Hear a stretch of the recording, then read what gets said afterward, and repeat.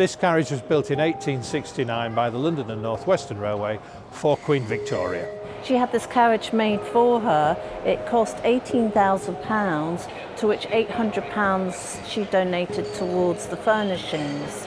This was basically a palace on wheels.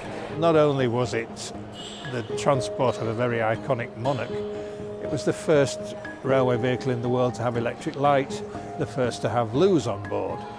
This particular carriage was in a condition that all the surface materials, all the varnishes and the paintwork were starting to corrode. We think there's been no major work done to it since approximately 1959-60. So inevitably, time's taken its toll.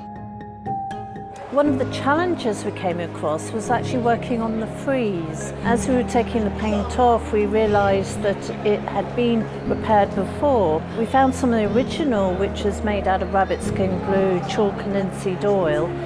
This is a typical Victorian material that they used.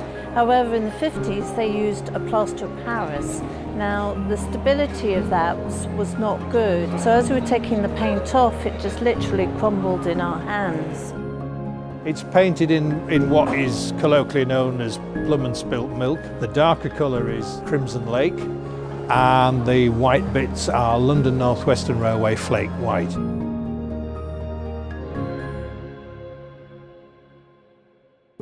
Today we had Her Royal Highness Princess Anne visit the museum, take a tour of the royal carriages and unveil a plaque to mark our work. So it's been very much a team effort, all pulling together to get this wonderful finish.